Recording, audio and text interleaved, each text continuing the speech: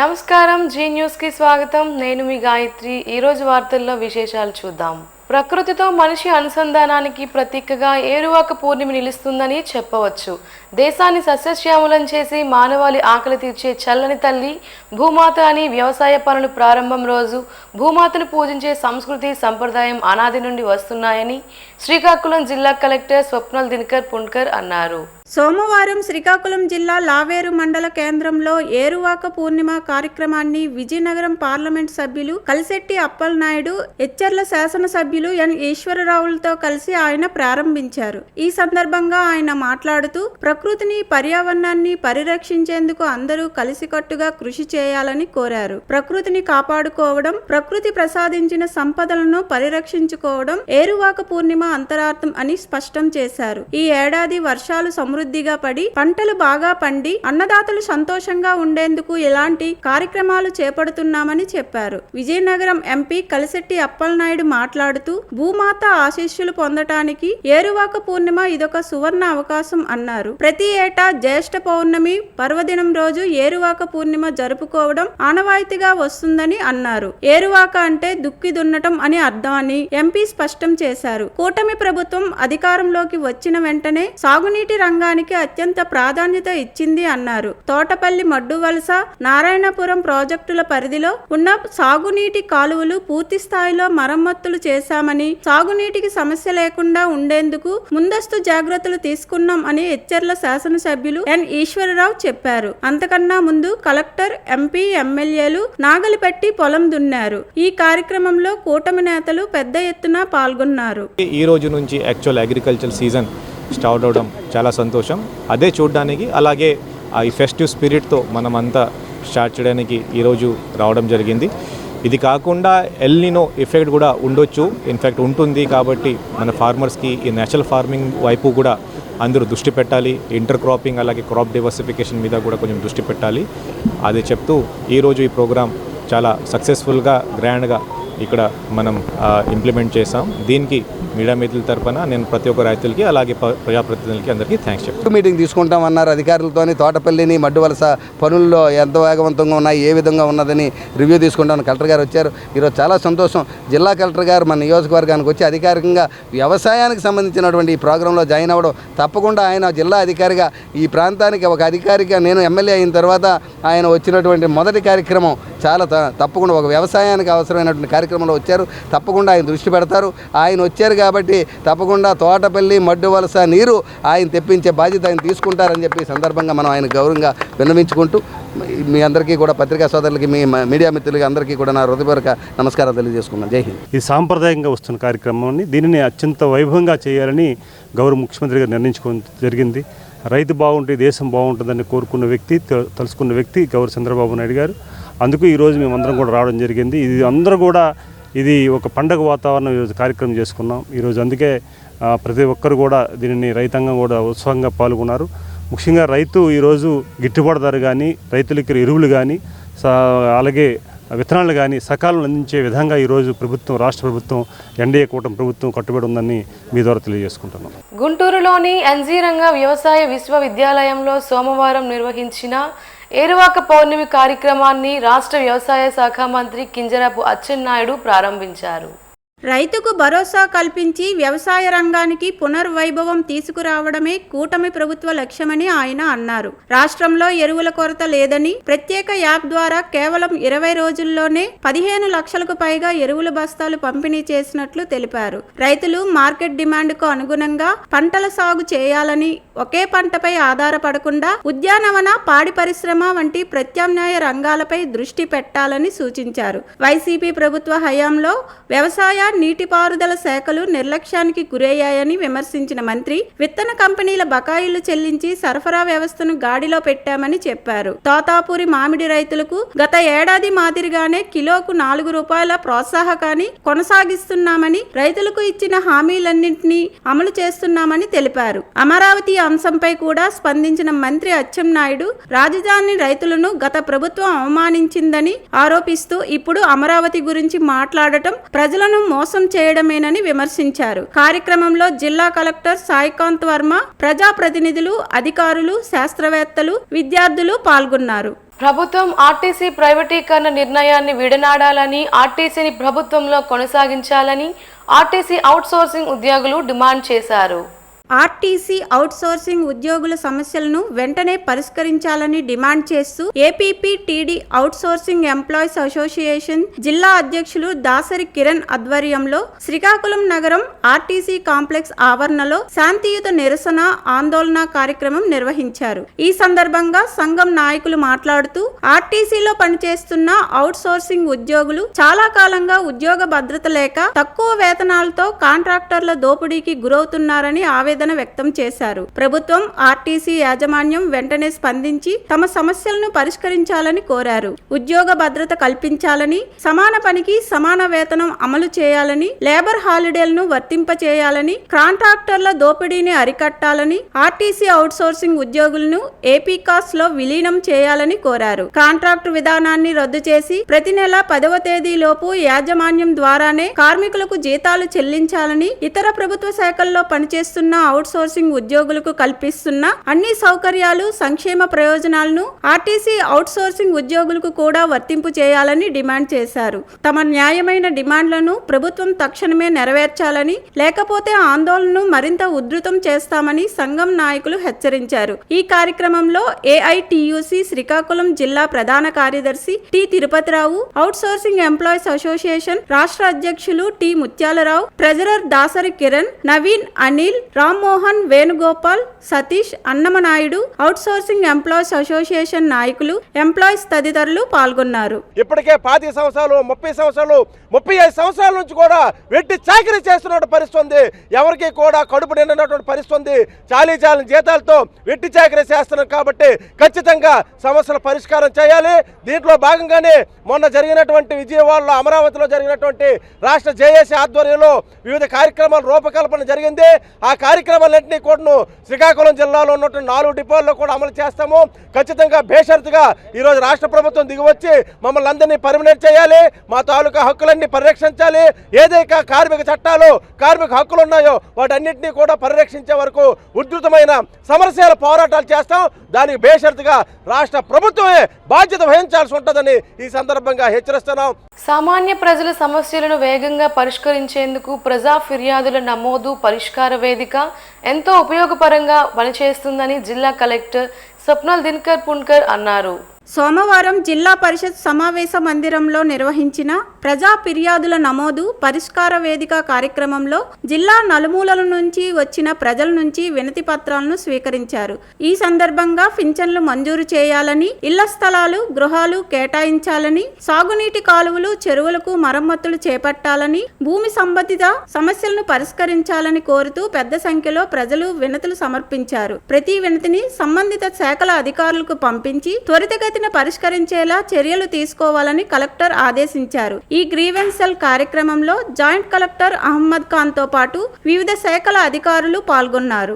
పాతపట్నం నియోజకవర్గం కొత్తూరు మండలం మెట్టూరు బిట్రి ఇరుపాడు R&R కాలనీలో నిర్వహించిన శ్రీ కార్యసిద్ధి గణపతి శ్రీ లలిత త్రిపుర సుందరి సమేత శ్రీ ఉమా రామలింగేశ్వర స్వామి దేవాలయ ప్రతిష్ఠ మహోత్సవంలో పాతపట్నం ఎమ్మెల్యే మామిడి గోవిందరావు పాల్గొన్నారు.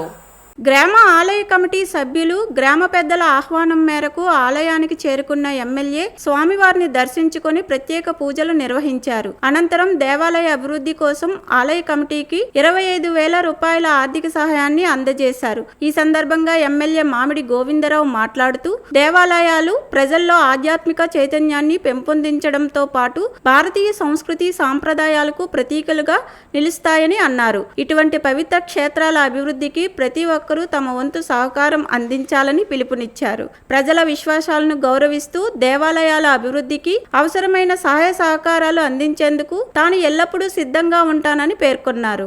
సిక్కోలు సముద్ర తీరంలో మృత్యుఘోష. జిల్లాలో టెక్కలి మండలం కే కొత్తూరు సమీపంలో ఉన్న ఐతం ఇంజనీరింగ్ కళాశాల విద్యార్థులు ఆదివారం సంతబొమ్మాలి మండలం భావనపాడు బీచ్కి 7 విద్యార్థులు స్నానంకు వెళ్ళగా సముద్రంలోకి దిగి 2 విద్యార్థులు గల్లంతయ్యారు. విషయాన్ని తెలుసుకున్న మెరైన్ పోలీస్ సిబ్బంది సముద్రంలోకి దిగి వెలికి తీశారు. విద్యార్థులను ఆరా తీయగా ఐతం కాలేజ్ స్టూడెంట్లమంటూ చెప్పుకొచ్చారు. ఆదివారం సెలవు కావడంతో ఫ్రెండ్స్ అందరం కూడా బీచ్ కి వెళ్దామని ఉదయం రావడంతో సరదాగా కొంతసేపు బీచ్ లో ఎంజాయ్ చేస్తూ ఉండగా కొందరు సముద్రంలోకి దిగి అనుకోని పరిస్థితుల్లో మృత్యువు కబలించింది. ఈ విషయం తెలిసిన వెంటనే సంతబొమ్మాలి పోలీస్ అధికారులు సంఘటన స్థలానికి చేరుకొని మృతులను టెక్కలి ప్రభుత్వ ఆసుపత్రికి తరలించారు. పోస్ట్ మార్టం అనంతరం మృతులను వారి కుటుంబ సభ్యులకు అప్పగిస్తామని పోలీస్ వర్గాలు తెలిపాయి. కొత్తూరు మండలం నివగాం ప్రభుత్వ జూనియర్ కళాశాలకు సొంత భవనం నిర్మాణాన్ని వెంటనే ప్రారంభించాలని భారత విద్యార్థి ఫెడరేషన్ డిమాండ్ చేసింది.